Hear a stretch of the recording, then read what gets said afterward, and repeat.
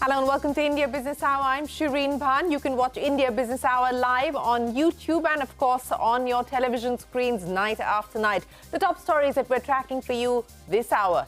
The government cuts cooking gas prices by 200 rupees ahead of the upcoming festive season. Also provides an additional 200 rupees subsidy for the Ujjwala scheme beneficiaries. 31 crore families are likely to benefit. Private weather forecaster Skymet highlights a 33% deficiency in rainfall in August. This sparks fears that India might be poised for its worst monsoon season in 8 years. Government officials meet Motown executives over the PLI scheme. Sources say industry raises concerns over what it calls stringent eligibility criteria. Also seeks an extension on the last date for claiming incentives. That's an exclusive. Q1 GDP growth seen at 7.9% according to a CNBC-TV18 poll, largely due to the base effect. Agri growth is expected to be strong at over 4%. Construction, trade and hotels also likely to post robust growth. Escorts Kobuta may be exploring the sale of its 850 crore rupee railway business. Sources say the company is in talks with prospective investors. That's a CNBC-TV18 exclusive news break. Employee stock options issued by FMCG major ITC putting the company's largest shareholder on the back foot. British American Tobacco's shareholding drops from 1/3 to just over 29% as things currently stand. ITC allotted over 10 crore shares to employees in FY23. That's a CNBC-TV18 analysis. Days after becoming a unicorn, Zepto's co-founder Adit Palicha says the quick commerce company will become EBITDA positive in 12 to 15 months. Targets an IPO by 2025. Hopes to achieve $1 billion in annualized sales in the next few quarters. The Supreme Court seeks a timeline from the centre on the transition of Jammu and Kashmir from a union territory to statehood. The centre says J&K's statehood status will be restored once the situation has returned to normal. However, adds that Ladakh will remain a union territory for some time. Manipur's one-day assembly session ends on a chaotic note amidst war of words between the Treasury and the opposition benches. 10 Kuki Zomi MLAs skipped the session due to security concerns. This was the first time the assembly convened since ethnic violence broke out in the state. Also on the show, it's been 4 years since Adani applied for environmental clearance to expand the Kuttupalli port on the outskirts of Chennai. Public pressure keeping the expansion on hold. The special ground report up next. And a little-known Vietnamese electric vehicle maker is now the world's third most valuable automobile company. VinFast shares have risen 700% in less than 2 weeks, but only 1% shareholding available for trading, remaining 99% controlled by the promoter. A special report on India Business Hour. Well, we have a diverse show lined up for you, but first up, as always, the market action of the day. It turned out to be a range-bound session as far as the large street was concerned, ending mildly higher. So let's go across to the board. The Nifty 50 closing about 37 points higher. The Sensex up 80 points. The Nifty Bank up by 0.5%, and the Nifty Midcap added about 130 points today. So that's how the markets closed for the day. But the big story this evening: household LPG cylinders will be cheaper by 200 rupees from tomorrow. Now, there are over 31 crore domestic LPG consumers in the country, including 9.6 crore beneficiaries of the Prime Minister Ujjwala Yojana. So essentially, these beneficiaries will enjoy an additional 200 rupee reduction per cylinder, in addition to the existing subsidy of 200 rupees. So for the Ujjwala beneficiaries, it's 400 rupees in all. And of course, that is subsidized by the government to oil marketing companies. Now, in a statement, Prime Minister Modi said, and I quote, "This is a gift to crores of my sisters of the country on the occasion of Raksha Bandhan. Our government will always do everything that is possible to improve people's quality of life and benefit the poor and middle class." That is the Prime Minister on the decision. Meanwhile, Finance Minister Nirmala Sitharaman took to social messaging platform X to thank the Prime Minister and tweeted her response to the decision taken by the cabinet today. Reactions coming in from the opposition as well. TMC Supremo and West Bengal Chief Minister Mamata Banerjee tweeting and saying, I quote, "Till now, only 2 meetings have been held in the past 2 months by the India Alliance, and today we see that LPG prices have gone down by 200 rupees. That's Mamata Banerjee. Petroleum Minister Hardeep Puri says the centre will provide 75 lakh new LPG connections for free under this scheme. Take a look. जो Ujjwala beneficiary है जो 9 करोड़ 60 लाख हैं connection ऐसे, उनको तो 200 रुपए मिल ही रहा था, 200 रुपए और भी ऊपर से चीपर हो गया, 1100 से 900 हो गया और 200 डीबीटी में जा रहा है।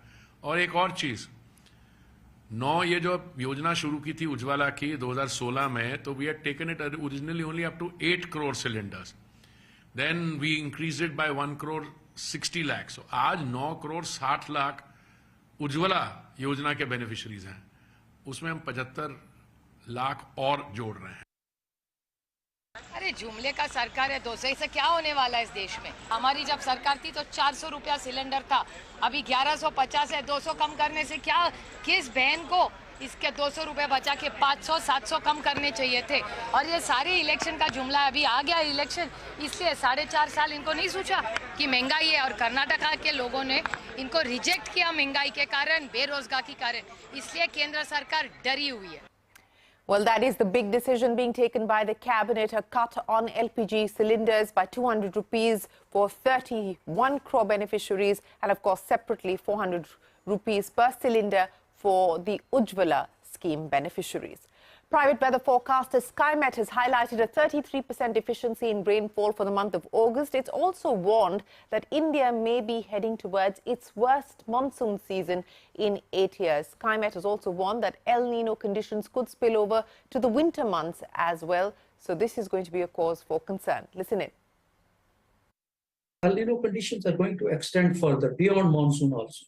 Though the impact of El Nino during the northeast monsoon, we call it as the post-monsoon season also, that's a little different. It will even spill over to the winter months. Okay, so this is going to be a prolonged impact over Indian region of El Nino, the southwest monsoon, post-west monsoon, and even the winter rainfall. But then El Nino conditions that do not punish those two seasons much. Southern parts of peninsula in the post-monsoon season, and even the winter rainfall. Well, that's Skymet's cautionary warning there. Now, the union government is meeting with the auto industry to review the production-linked incentive scheme. We understand that industry has raised concerns over what it calls stringent qualification criteria. Industry sources have told CNBC-TV18 that auto companies have sought 1 year's extension for the scheme from 2027 to 2028. Let's go across to my colleague Parikshit Luthra now. He's standing by. Parikshit, many thanks for joining us. What exactly is the issue with the auto PLI scheme? What are the concerns being raised? Well, the 26,000 crore automotive PLI scheme was a big ticket PLI incentive scheme for the industry among all the schemes that had been announced by the union government. Now, the tenure of the scheme was set to be from 2022 to 27. 85 players in the OEM space and the component space had qualified for the scheme. But so far, there have been only 5 companies which have gone ahead and asked for incentives. And out of those 5, only 2 have received certification, that is Tata Motors and the Mahindra Group as well. Now, why has this been happening? One, the SOPs on how to apply, what will be the criteria, those came out only in April this year. So many of the companies couldn't apply. Then many of the companies are saying that the testing criteria is too stringent. The domestic value addition criteria of 50% from year 1 of application is very difficult for companies to meet, especially new OEMs, and they must be given at least 5 years to meet that 50% DVA criteria. So one, they're asking for more time in terms of the deadline to apply for the scheme, then a 1-year extension. Instead of the scheme ending in 27, it should end in 28. So let's see what is there on the table. The government, of course, listening to these concerns. They want PLIs to be a success. And the fact that only 2 companies have managed to get certification so far is not good news for the government. They would want more players to apply very fast. So there could be some changes announced in the days to come. But as far as the 50% DVA goes, we've been told by the government that everyone knew about these criteria from day one. This is not a new criteria for the automotive industry. Let's listen in to Hop Electric, which was one of the companies which had qualified but has not got incentives so far, and also Reggie Mathai, the director of ARAI. We represented to Ministry of Heavy Industries that other than the PLI part of the scheme, the entire back end of the automotive industry, right, type approval certificates, different AIS, BIS norms that keep on changing for safety standards, they need to be consistent for a little longer period of time. There are 2 testing agencies, ARAI and ICAT, that are eligible for PLI qualifications, right? We requested them if they could add NATREX on and GRC also in that capacity so that the burden from these two industries is a little light. SOP that was devised had been through multiple iterations with the stakeholders.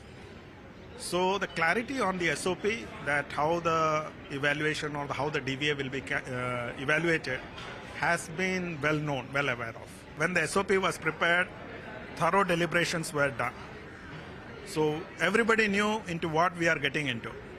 So let us not look back and say now that, okay, no, it should have been something else. I don't think that should be now thought of at all. Well, industry raising concerns there with the auto PLI scheme. Q1 GDP growth being seen at 7.9%. This as per a CNBC-TV18 poll, and this is largely due to the base effect. Agri growth is expected to be strong at over 4%. Construction, trade and hotels likely to post robust growth as well. On to a CNBC-TV18 exclusive. Tractor manufacturer Escorts Kubota is exploring the sale of its 850 crore rupee railway component business. Sources say the company is in talks with prospective investors. The move is expected to help Escorts Kubota focus on its core tractor business. Market regulator SEBI has proposed to create a closed ecosystem for registered investment advisors to collect fee from their clients. Now, the investment advisors will have to now provide their bank details to ensure payments reach only their accounts. This move will help boost traceability of funds and will help the regulator identify unregistered advisors. More corporate news now. British American Tobacco, which owns nearly 1/3 of ITC, has seen its shareholding decline to just over 29%. Employee stock options issued by ITC over the years, including 10 crore shares issued in FY23, has led to this dilution in BAT's shareholding. CNBC-TV18's Yusuf put this data together, and Shilpa Ranipeta joins us now to present it. Shilpa, BAT on the back foot. Take us through the details of what the ESOP program has actually meant in terms of diluting BAT's shareholding. Well, in 15 years, the British American Tobacco's holding in ITC has fallen by 2.96%. That's from about 32% in 2008 to about 29.04% as of June 2023. And as you pointed out, the reason for this is ITC's employee stock options issued by the company over the years. In fact, in its annual report, BAT said that the reduction in its share in ITC due to the ESOPs issued resulted in a loss of nearly £3 million. So each time ITC issues fresh shares under the ESOP scheme, the total equity base increases, right? And that has been diluting BAT's shareholding in the company.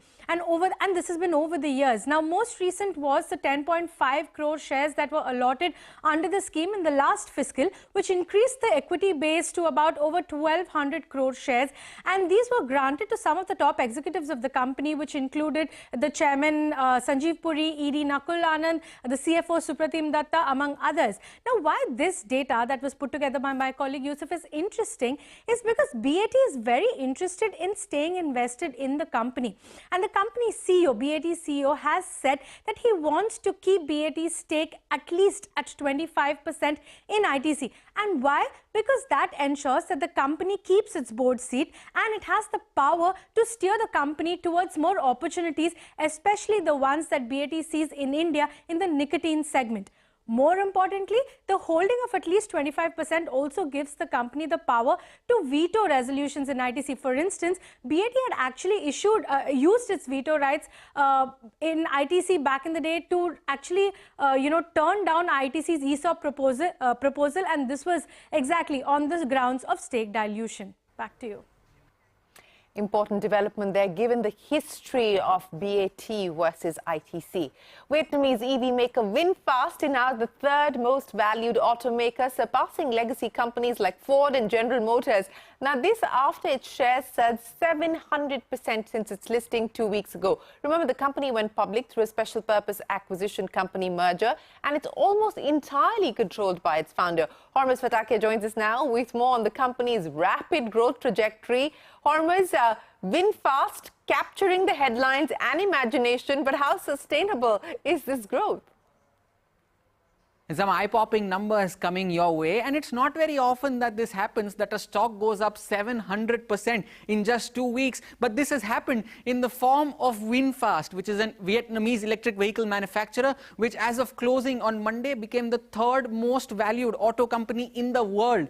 Now, VinFast went public through an SPAC merger on the 15th of August, and as of closing on Monday, it had a market capitalization of $191 billion. Now, it crossed 200 billion intraday, ended at 191 billion, second only to Toyota, which is at around 220 billion, and Tesla, which is far ahead at $750 billion in market cap. Now, I'll give you an example that explains the gulf between these companies. Now, as of last year, which is 2022, Toyota sold 10.5 billion vehicles. Now, in comparison, VinFast sold only 24,000, and that explains the kind of gulf that is there between these companies. Now, VinFast, as I said, started trading on the 15th of August, and since it has listed, it has had some extremely wild swings. The stock went up as much as 254% on the day it listed, and since then, over the last 3 sessions as well, the stock has moved up 32%, 40%, and 19% respectively. Now, there is a reason as to why the stock has seen such sharp swings, and that is because it has an extremely low float in the market,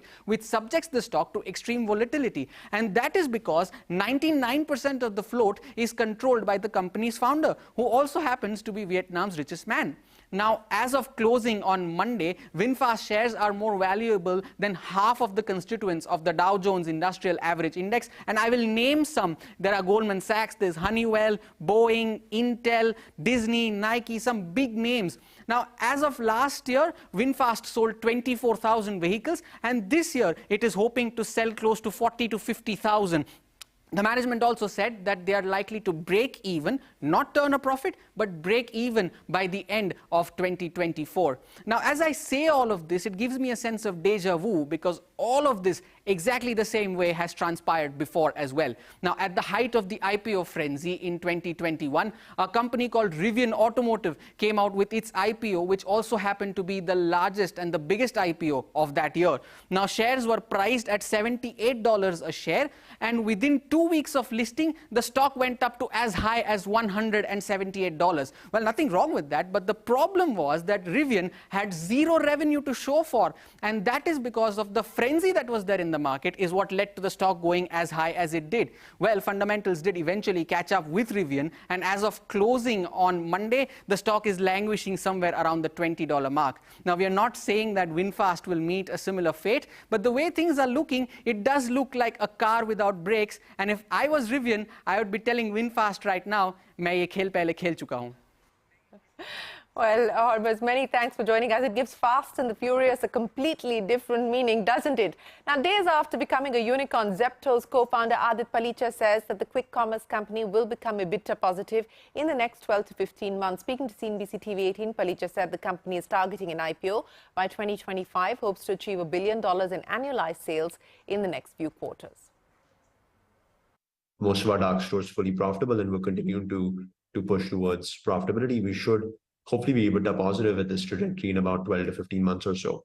You know, 1 billion in annualized sales in 9 months, and in 12 to 15 months, we'll be at EBITDA positive. So those are the two, the two short-term bottom line and top line targets. As a profitable growing business, we think, you know, in any market environment, a bear market, a bull market, there'd be appetite for a business like that. So, and you know, that's the thought process behind an IPO. That Zepto and more startup news. India's tax department is allegedly probing alleged tax evasion by the founder of 3 Indian unicorns, First Cry, Express Breeze and Global Bees. According to Bloomberg, the tax department has sent a notice to the founder, Super Maheshwari, asking why he hasn't paid over $50 million in taxes on equity transactions conducted privately. He holds First Cry as well as 2 other companies. Maheshwari and 6 other investors have also received notices. These include Sunil Bharti Mittal's family office and Chris Capital. That is where this matter currently stands. The CBI has arrested 2 Enforcement Directorate officials and the Chief Executive Officer of Claridge's Hotels and Resorts for allegedly receiving 5 crore rupees to help an accused in the Delhi excise policy case. According to the FIR, the ED raided the properties of the accused in July and recovered a bribe amount of over 2 crore rupees. The matter was then referred to the CBI earlier this month. Well, for more on all of our stories, do visit our website, CNBC-TV18.com. Up next on India Business Hour, the Supreme Court seeks a timeline from the centre on the transition of Jammu and Kashmir from a union territory to statehood. Catch all of CNBC TV18's news and updates on Facebook, on X, Threads, Instagram and JioCinema. You'll find us on every platform.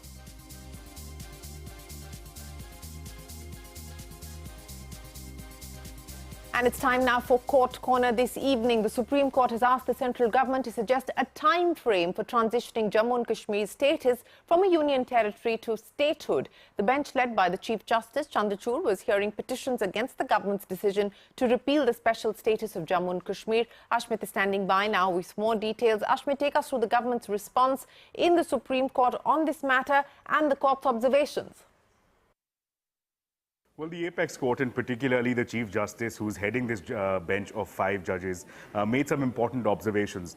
Number one, he observed that the breaking up of the union territories of Ladakh, of Jammu and Kashmir, that cannot be in permanence, that cannot be allowed to continue indefinitely, and that there needs to be a move in a transition back towards statehood. That's the version, that's the observation that fell. In fact, to that end, he even went on and said that the centre must clarify and must make a statement before the top court that there is a progression and there is a transition towards gradual statehood for Jammu and Kashmir. He further went on and asked the centre for clarity on whether there's a time frame, number one, and number two, whether there's a roadmap that's in the works that will give more clarity on the way forward. Now, to that end, the Solicitor General, appearing for the centre, issued a few clarifications. Number one, he said that a detailed response can only be filed after a couple of days after a response, some information is secured from the government itself. Having said that, he did try to assure the bench of the Apex Court. He did say that, number one,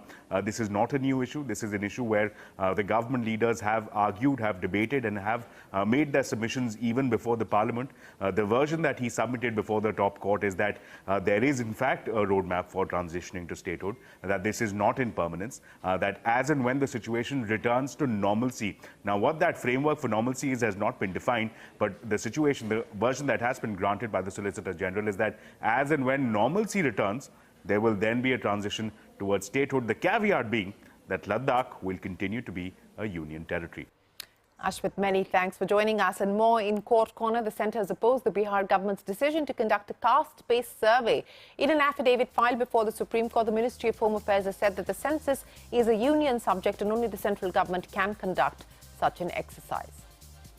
Manipur's one-day assembly session ended on a chaotic note amidst a war of words between the Treasury and the opposition benches. 10 Kuki-Zomi MLAs, regardless of party affiliations, skipped the session due to security concerns. This was the first time the assembly convened since ethnic violence broke out in the state. Farmers from various parts of Maharashtra staging a protest inside the state secretariat premises today to press their demand for better compensation for land. Some were detained and sent to nearby police station. किसानों को बुलाया था मैंने और हमारे दीपक कपूर जो है दादा भूसे इनके साथ चर्चा बैठक हुई है। एक 15 दिन के अंदर पूरी तरह उस उनके जो मुद्दे हैं, उनके प्रश्न हैं, उसका आढावा लिया जाएगा, रिव्यू लिया जाएगा, उसमें से रास्ता निकालेगा। In a bid to boost consumer spending, China's banks are preparing to cut interest rates on existing mortgages and deposits. Bloomberg reports, citing sources, that China may announce rate cuts on the mortgages soon, and the reductions will only affect loans on first homes. And more international news, US President Joe Biden's administration has unveiled the first 10 prescription drugs that will now be subject to price negotiation between manufacturers and the Federal Health Agency, Medicare. The negotiations aim to make drugs cheaper for Americans aged 65 and over. Remember, President Biden's Inflation Reduction Act gives Medicare the power to directly thrash out drug prices with manufacturers for the first time. The agreed-upon prices for the first round of drugs are scheduled to go into effect in 2026. Hundreds of flights have been cancelled or delayed due to a technical glitch in UK's air traffic system, leaving thousands of people stranded. The network-wide failure left controllers having to enter flight details manually, leading to colossal delays, with passengers being stuck on grounded planes for hours. Our colleague Sanjay Suri joins us now from London with more. Sanjay. The breakdown in Britain's air control system had lasted hours, the knock-on disruption that it caused is going to last several days, hitting hundreds of thousands of passengers. About a quarter of all flights in and out of the UK were cancelled on Monday, and on average UK airports handle about 6,000 flights a day. So the cancelled flights, more than 1,500, were disruptive, of course, but they also brought delays to flights that were and are still operating. Tens of thousands of passengers still remain stranded at destinations around the world, but principally, officials say, in Europe at cities and airports. Officials say it will be several days yet before they can all be put back on rescheduled flights to their destinations. There were further disruptions on Tuesday morning, though the number was down to about 5% of the usual number of flights, but that still means about 300 flights cancelled further on Tuesday to add to the backlog from Monday. At Heathrow Airport, 60 flights were cancelled, and further cancellations were expected to last perhaps on Wednesday, though officials are hopeful that they can put a stop to this fairly soon. A very large number of aircraft are stuck at what these officials say are the wrong locations, to say nothing of the passengers finding themselves at the wrong locations, most of them at high cost without a due compensation. Sanjay Suri, many thanks for joining us, reporting there from London on the air travel mess currently underway. It's been 4 years since Adani Ports and SEZ applied for environmental clearance to expand the Kattupalli port near Chennai. Now, once complete, the expansion will catapult the port's capacity from 24.6 million tonnes to 320 million tonnes a year. However, these plans have received a bit of a setback. Jude Sanif, who travelled to the port, reports that environmental concerns have resulted in public pressure to stop the proposed expansion. Take a look. Behind me is the Adani Kattupalli port, whose proposed expansion will see it transform from a 330-acre minor port into a special economic zone spanning over 6,000 acres. However, it is precisely this proposal that has run into trouble with neighbouring villages. Both fisherfolk and environmentalists claim that should this port get any bigger, it could gravely impact the local ecosystem and could well be a social and environmental disaster in the making. The focal point of the problem is this fishing hamlet called Pulicat in the northernmost part of Tamil Nadu. Locals say any expansion of the Adani port would disturb the already fragile marine biodiversity and destroy their livelihoods in the process. Rajalakshmi, who has lived in Pulicat all her life, says it isn't merely a question of livelihood. Any expansion will mean disruption to daily life. Port officials have been assuring us that we will be fine and the fishing community will not be impacted. But that's not true. If they lay down blocks in the sea, we will have to leave our homes as water will enter our villages. Environmentalists point out that the region around North Chennai and Thiruvallur is ecologically sensitive and fragile, worsened by the presence of oil refineries and thermal power plants. They also point out that the coastline has been eroding rapidly, losing up to 16 meters of seashore annually. If such a big structure comes in Thiruvallur district, it will erode the sand barrier island which makes Pulicat Lagoon, which is India's second largest brackish water body. It will erode it and merge it with the Bay of Bengal. So that entire piece of map, geography, is erased. This erosion will mean that any natural barriers against cyclones and climate events will diminish. Experts say the proposed port is also likely to narrow the river Kosasthalayar, Chennai's largest natural drain, leading to overburdened floodplains and increasing risks of the city getting flooded. They add that the adjoining Pulicat Bird Sanctuary, a protected area, is also in danger. Bowing to public pressure, the Thiruvallur District Administration cancelled a public hearing on the expansion proposal that was scheduled for the 5th of September. The fishing community in the region, which numbers over 1 lakh in Pulicat alone, says it will step up the pressure to get the project scrapped. 4 பஞ்சாயத்துல கிராம சபை தீர்மானத்துல ஏத்தி இருக்கோம். இந்த கிராம சபை கூட்டத்துல இந்த மாதிரி விஷயம் வர 4 village panchayats here have adopted a resolution that we will not allow the expansion of the Adani port. our villagers will come together to conduct a meeting to plan for a demonstration against this expansion. விரிவாக்க திட்டத்தை வரக்கூடாதுன்னு சொல்லிட்டு ஒரு மிகப்பெரிய போராட்டத்தை தான் announce பண்ணலாம்னு சொல்லிட்டு பேசியிருக்கிறோம். Neither the Tamil Nadu government nor Adani Ports has responded to CNBC-TV18's request for a comment, but a source from the company has pointed out that the now postponed public hearing, whenever it does happen, will play a crucial role in addressing public concerns. Also, especially because it will involve state-run regulators with necessary expertise in matters like pollution, coastal management and forests. In Katupalli, this is Jude Sanath. Well, with that, it is time for us to wrap up this edition of India Business Hour. From all of us here, thanks very much for watching. You can find us on X, on CNBC-TV18.com, on YouTube, on JioCinema, on Threads and on Instagram. We're right back with you with more news. Till then, goodbye.